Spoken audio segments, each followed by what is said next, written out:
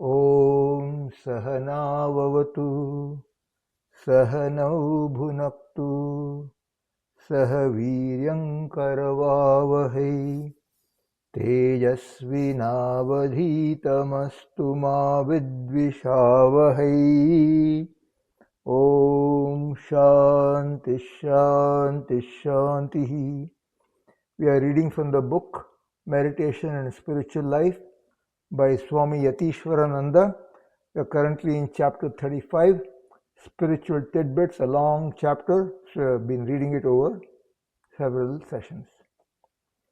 Spiritual power is latent in all human beings. Human birth is a very rare privilege, for only man has the possibility of living a conscious, wide-awake, controlled life. Human beings possess instinct and intelligence. In animals, usually the instinct is very sure, but this is not true of human intelligence. What a tremendously controlled life animals lead. Men and animal are different manifestations of the one undivided principle. Our spiritual powers are lying dormant. They are to be manifested, to be made use of for the evolution of our soul, leading to the realization of truth. Try to receive the message from inside. Try to be in tune with the divine in you. Then you are in tune with others. First there is inner harmony, then there comes outer harmony. First there is inner discord, then there is outer discord. It is better to have this inner harmony consciously. Thus we acquire a steady mood and cease to be pitiable weathercocks. Let us have only those powers that make us more introspective. We see others' faces better than our own. The Upanishad says, man has been so constituted that his senses look outward. Let our mind be introspective. Do not forget your goal. There are people who develop or attain psychic powers, but they busy themselves with other people's affairs and not with their own. In theosophy and in anthroposophy, the tendency is to go too much outward. The true spiritual outlook is to know ourselves, the divine in us, the divine in all, and not the attainment of psychic powers. Many misuse their psychic powers. Our energy is limited, and there are many ways of wasting it. Let us direct our energy to the divine in us. Take a working ideal in the beginning without losing sight of the ultimate goal. Regular studies, clear thinking, deep reflections on the problem of life, service, meditation, and spiritual practice are helps to approach the highest ideal. Spiritual life is a current. This current must be maintained. It must not be allowed to stagnate. The very moment we allow it to stagnate, our spiritual evolution comes to an end.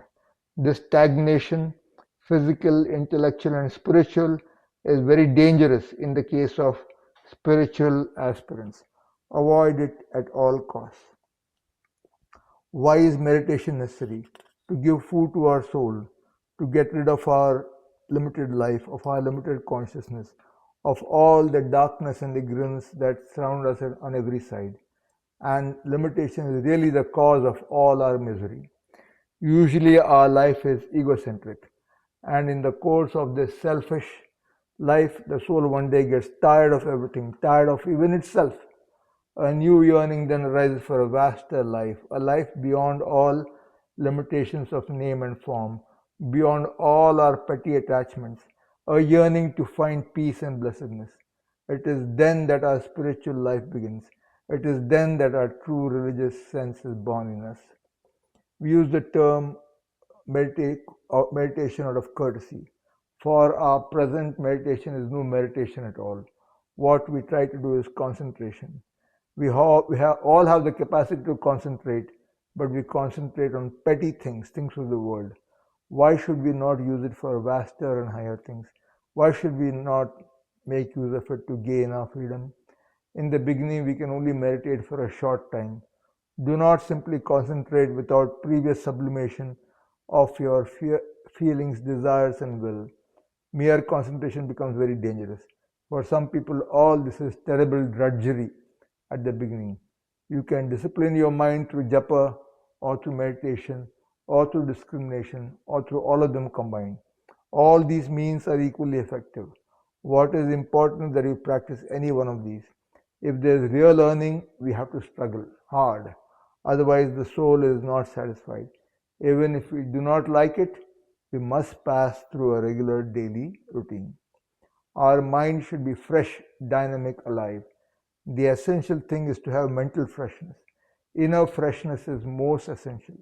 The soul is neither young nor old. If we only knew how to draw energy from the soul, the body would also be rejuvenated. After intense meditation, there comes a rush of energy, and some do not know how to direct it. We must find a higher channel. Then our mind becomes calm and free from restlessness. Sometimes we are in a questioning mood. In a higher mood, we ourselves can answer these questions. Our mind is a part of the cosmic mind. Unless there be in us the thought, maybe as memory, we can never understand it. That vast amount of thought of memory must be used for service. For instance, you have to write an article, then rise to the thought plane intensely, consciously, and you will see the thoughts flow. And then the question is, which to take up and which to reject. Sometimes the brain is dull. Know how to create the right mood and how to get in touch with the plane of thought. Our little mind is a part of the vaster mind. The conditions of spiritual life are mental and physical, hence the necessity of physical culture, the control of the nerve current and then of the thought current. Sometimes we can rise even above our ordinary possibilities. Often we can rise above our physical limitations. The trouble is that our mind is too outgoing. We are too selfish, too self-centered. So we should try to do some service to others, physical and mental. We should sacrifice something for others in some form or other. Look at a mother's sacrifice. No one should be allowed to lead a self-centered life without making any sacrifices for others, whatever form they may take. Life is a sacrifice and can only find its fulfillment in sacrifice. Out and out self-centered people have no place in spiritual life. We should never live in a fool's paradise. Our ideal should be to take things for what they are worth, and we should try to value an unpleasant truth more than a pleasant falsehood. We cannot keep ourselves blind to truth for all time to come. Someday, sooner or later, we are bound to be delusioned. If that is so, why should we not be prepared? Why should we not be prepared to face the reality even now? It is our inordinate selfishness, our inordinate clinging to the pleasant, all our petty attachments and impulses that makes us hide all the ugliness under a fine varnish and then think it is all beautiful. It is owing to our attachment to sense life that we try to look upon darkness as light, upon ignorance as knowledge. It is because of this that we take the unreal to be real, the impermanent to be permanent. We seek immortality in death, happiness in misery, spirit in matter, the infinite in the finite. We run after the mirage for quenching our thirst. We rush after the will-o-wisp for getting fire and light. No wonder we are disappointed. Our world is a world of opposites in which both good and evil, health and illness, light and darkness, pleasure and pain, heat and cold, life and death are all facts of consciousness. These dual throngs affect us equally. Simply by thinking there is no illness, I do not become healthy. By thinking there is no darkness, I do not get light. By thinking there is no death, I cannot avoid death. By thinking there is no evil, I cannot make it disappear. Simply by thinking he is healthy, a diseased person does not become healthy. A dark person, by thinking he is fair, does not become so. An ugly man, by thinking he is handsome, does not become charming. A miserable man, by thinking he is happy, is not able to change his lot. A poor man, by thinking he is rich, does not improve his condition. It is self-deception to think that we are what we are not. This kind of delusion may appear pleasant for a time, but it brings us untold misery at last. The opposites are inseparable: light and darkness, pleasure and pain, heat and cold, health and disease. These always go together. So long as we have the idea of light, we have that of darkness also. And the same is true of pleasure and pain, beauty and ugliness, riches and poverty, life and death, and all other opposites. And these opposites affect us in different ways. What we want is to remain unaffected by any of them. By one of a pair of opposites, we must rise above both. We must remain untouched by both. By rising to a higher plane of consciousness, to the plane of the divine, we can remain indifferent to the opposites. Then we neither cling to life nor are we afraid of death. The point to note is, so long as we accept one of a pair of opposites, we must accept the other also. We cannot accept pleasure without accepting pain. We cannot accept life without accepting death. We cannot accept health without accepting disease also. But we can transcend them all and reach a plane where none of them exists. This is a real task in spiritual life, but without this realization, the goal has not been reached. Do not be pleasure seekers in the garb of spiritual aspirants. Sometimes in the course of our practices, we feel unsettled and we must try to adjust ourselves by trying to rise to the divine. As bubbles, we need constant adjustment with the ocean God out of which we have come. The task of our life is to find that which does not change. In the midst of all these changes, we must maintain a steady inner life. The bubble must find out its connection with the ocean. It is a search after unity in the midst of diversity, of real consciousness in the consciousness, of the spirit in matter. We must find a balance in ourselves and outside. If my head reels, the whole world seems to reel. If I have peace in me, there may be discord outside, but my peace is not affected, and I may even establish some peace outside. This does not mean that we should be self-centered. Do not think, if someone suffers, what is that to me? Let us sympathize. Let us render some service. Always. We can always do something, contribute to the welfare of others in our own little way, even with our very limited means. But we should not lose our inner poise. There must be spiritual adjustment between our inner life and outer life on a higher plane. We must try to find the link between the personal God and the infinite, and this link we must try to find in ourselves. Our trouble is that we do not know how to work. Right work done in the right spirit improves us intellectually, physically, and also spiritually. Devotees work for God as instruments of the divine. Your work should never be allowed to become an end in itself. You must work only to further the divine mission. This is true worship of the divine. By being in tune with the divine, we introduce a new element that spiritualizes our work and thereby get inner freedom and mastery. The divine power then helps us and sustains us. We can then face the troubles of life boldly and overcome them. If you are able to think always pure thoughts in the waking state, they will also appear in the dream state after some time. Control the waking state. Do not bother much about dreams. Manifest the soul's dynamism on higher planes. If we can surrender ourselves entirely to God, we come under the power of God. The divine power then protects and guides us. In deep sleep, we get in touch with a wider consciousness, the cosmic soul. Our soul then remains in tune with the vast cosmic forces, and this refreshes us. Inner stagnation ceases, energy flows into us, and physically and mentally we feel refreshed. As long as we can get this contact, age does not matter, but we should be able to go to the very depths of our being. Occasional retirement from work is necessary to practice self-analysis, to see what we have, our good points and weak points. Introspection plays a great part in spiritual life.